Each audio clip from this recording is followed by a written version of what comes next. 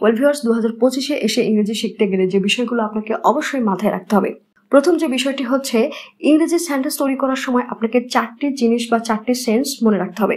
সেন্সগুলো হচ্ছে বাক্যে যদি কেমন, কোথায়, কি এই ধরনের সেন্স থাকে তবে সেই সেন্টেন্সগুলো আপনাকে হেল্পিং ভার্ব দিয়ে তৈরি করতে হবে। আবার বাক্যে যদি কাজ করা বোঝায়, বাক্যটি যদি কাজ রিলেটেড হয়ে থাকে তবে সেই ক্ষেত্রে আপনাকে অ্যাকশন ভার্ব প্লাস টেন্স এর রুলস ফলো করতে হবে। যেমন helping verb am, is, are, was, were, have, has, had এর ক্ষেত্রে যখন আমরা সেন্টেন্স তৈরি করব তখন এগুলো দ্বারা হচ্ছে কেমন, কোথায়, কি এই ধরনের সেন্স থাকবে। এগুলো দ্বারা কিন্তু কোনো কাজ করা বোঝাবে না। যেমন যদি বলি she is a good girl, সে একজন ভালো মেয়ে। সে কেমন মেয়ে? সে ভালো মেয়ে। সো এখানে কেমন সেন্সটি আসতেছে, সো এই ক্ষেত্রে হচ্ছে আমরা ইজ, হেল্পিং ভার্ব ইজ ব্যবহার করেছি। সে third person singular number, that's why is. আবার যদি বলতাম তার একটা বিড়াল আছে, তার কি আছে? বিড়াল আছে। এখানে কিন্তু কোনো কাজ করা বোঝাইতেছে না, তাহলে সেই ক্ষেত্রে আমরা বলবো, চোখ বন্ধ করে এখানে বলবো he has a cat. So এই ধরনের সেন্সের ক্ষেত্রে হচ্ছে আমরা হেল্পিং, চোখ বন্ধ করে হেল্পিং ভার্ব দিয়ে সেন্টেন্সগুলো মেক করবো। পক্ষান্তরে যদি কোনো সেন্টেন্স দ্বারা কাজ করা বোঝায় তখন সেই ক্ষেত্রে হচ্ছে আমরা অ্যাকশন ভার্ব প্লাস টেন্সের রুলস ফলো করে থাকি। প্রেজেন্ট টেন্স থেকে শুরু করে ফিউচার টেন্স পর্যন্ত যতগুলি রুলস আছে সেগুলো তোমাকে ফলো করে সেন্টেন্স মেক করতে হবে যদি সে বাক্যটি দ্বারা কাজ করা বোঝায়। যেমন সে খাচ্ছে, সে খাচ্ছে, এখানে কি খাওয়া কাজ না? অ্যাকশন না? অ্যাকশন ভার্ব না? তো এই ক্ষেত্রে আমরা বলছি she is eating. So is eating এটা হচ্ছে আমাদের প্রেজেন্ট কন্টিনিউয়াস টেন্স।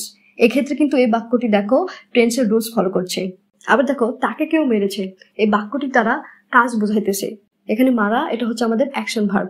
আর যদি এটি টেন্সের রুলস ফলো করে সেটি হচ্ছে প্রেজেন্ট পারফেক্ট টেন্স, তাহলে বাক্যটি হচ্ছে someone has beaten him. Hope so you are clear.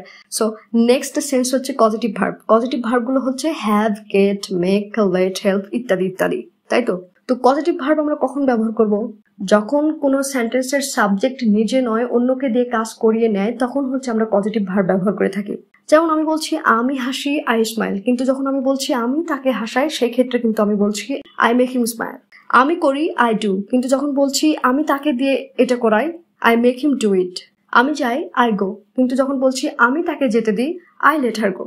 So positive ভার্বগুলো হচ্ছে এরকম। সো এগুলোর উপর কিন্তু ইংরেজি শিখতে চাইলে তোমাকে গুরুত্ব আরোপ করতে হবে। এবার নেক্সট সেন্সটি হচ্ছে মডাল ভার্ব। এখন এসো মডাল ভার্বটা কি। দেখো আমি এখানে লিখেছি হি ইজ রিচ, সে একজন ধনী। আমি জানি সে 100% ধনী, তার জন্য বলছি শি ইজ রিচ। এই ক্ষেত্রে হচ্ছে আমরা টেন্স ব্যবহার করে থাকি। কিন্তু যখন আমি অনুমান করে বলছি যে সে হয়তো ধনী হবে, এই যে অনুমান করে বলছি তখন হচ্ছে আমরা মডাল ভার্ব ব্যবহার করে থাকি। সেক্ষেত্রে আমরা বলতে পারি হি মাইট বি রিচ। অর্থাৎ কোনো বাক্যে যদি তুমি অনুমান করো হয়তো, অবশ্যই, হতে পারে, হওয়া উচিত, এরকম যদি অনুমান করো বা এরকম যদি সেন্স আসে তবে সেই ক্ষেত্রে তুমি হচ্ছে মডাল ভার্ব দিয়ে সেই সেন্টেন্সগুলো তৈরি করবে। আবার মডাল ভার্ব দ্বারা কিন্তু polite, request, permission, obligation, possibility এগুলো বোঝায়। সো এই 4টি সেন্সকে গুরুত্ব দিয়ে তুমি কিন্তু অনায়াসে ইংরেজিতে সেন্টেন্স মেক করতে পারো। সেকেন্ড টপিকটি হচ্ছে দু চোখ দিয়ে যা কিছু দেখবে মনে মনে তা ইংরেজি ভাববে। অর্থাৎ ধরো তুমি কাউকে রান্না করতে দেখছো, তো তুমি মনে মনে সে রান্না করছে এটার বাংলা না ভেবে ভাবো শি ইজ কুকিং। অর্থাৎ দু চোখ দিয়ে যা কিছু অ্যাকশন তুমি দেখে যাচ্ছ সেগুলো মনে মনে ইংরেজি ভাববে। যে অ্যাকশনগুলো তুমি না পাবে সেক্ষেত্রে কিন্তু তোমার মনে কৌতূহল জাগবে, এবং কৌতূহল জাগার কারণে তুমি কিন্তু সেই অ্যাকশনের ইংরেজিটা খুঁজতে থাকবে।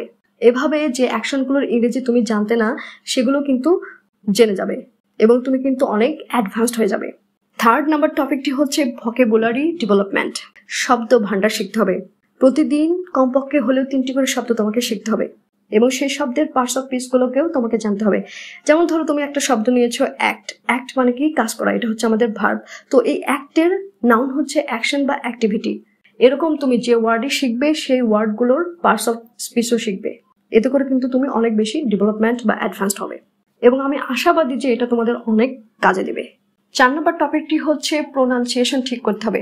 ওয়ার্ডের প্রোনাউন্সিয়েশন ঠিক করতে হবে। অর্থাৎ অ্যাকসেন্ট তুমি যে কারো ব্যবহার করো না কেন সেটা কিন্তু বিষয় না, বিষয়টা হচ্ছে ওয়ার্ডের প্রোনাউন্সিয়েশন ঠিক রাখতে হবে। যেমন তুমি এই ওয়ার্ডটিকে যদি আর্কাইভ না বলে আর্চিভ বলো তাহলে কিন্তু তুমি রং। আবার সাইকোলজিকে তুমি যদি পিসিওলজি বলো তাহলে কিন্তু তুমি রং। আবার প্রোনাউন্সিয়েশনকে তুমি যদি প্রোনাউন্সিয়েশন বলো তাহলে কিন্তু তুমি রং। অর্থাৎ অ্যাকসেন্ট তুমি যেটাই ব্যবহার করো না কেন তোমার হচ্ছে গুরুত্ব দিতে হবে শব্দের উচ্চারণে। 5 নাম্বার এবং লাস্ট টপিকটি হচ্ছে communication plus practice plus activities. ইংলিশে তোমাকে কমিউনিকেশন বাড়াতে হবে, অর্থাৎ বিভিন্ন সোশ্যাল মিডিয়ায় ইংলিশ ফ্রেন্ড বানাতে হবে, তাদের সঙ্গে ইংরেজিতে কথা বলতে হবে এবং তোমার যে ফ্রেন্ডসগুলো টুকটাক ইংরেজিতে কথা বলে তাদের সঙ্গে টুকটাক ইংরেজিতে কথা বলতে হবে। অর্থাৎ সহজ এবং ছোট ছোট বাক্য দিয়ে হলেও তোমাকে কিন্তু ইংরেজিতে কথা বলতে হবে। ভুল হোক আর শুদ্ধ হোক, যে যাই বলুক না কেন সেগুলো কিন্তু তোমাকে কেয়ার করা যাবে না, তোমাকে ইংরেজি বলতেই হবে। আর হচ্ছে ইংলিশ এর টপিকসগুলোর উপর তোমাকে প্র্যাকটিস করতে হবে, কেননা প্র্যাকটিস মেক্স ম্যান পারফেক্ট। এবার এসো অ্যাক্টিভিটিসকে আমরা 100% গুরুত্ব দিব। এই অ্যাক্টিভিটিসগুলো হচ্ছে তুমি ইংরেজিতে গান শুনতে পারো, ইংরেজিতে মুভি দেখতে পারো এবং ইংরেজি বই পড়তে পারো। তবে ইংরেজিতে নিউজ পেপার না পড়াটাই ভালো, যখন তুমি অ্যাডভান্স হবে তখন সেক্ষেত্রে পড়তে পারো। জাস্ট তুমি ইংরেজি গান শোনো, ইংরেজিতে মুভি দেখো, ইংরেজি বই পড়ো।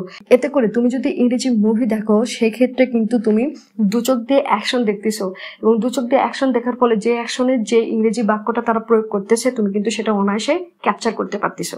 এটা কিন্তু তোমার ক্ষেত্রে খুবই উপকার হচ্ছে। অর্থাৎ কোথায় কোন বাক্য তারা ব্যবহার করছে, কিভাবে তারা কথা বলছে, সে ওয়েগুলো তুমি কিন্তু ক্যাপচার করতে পারতেছো।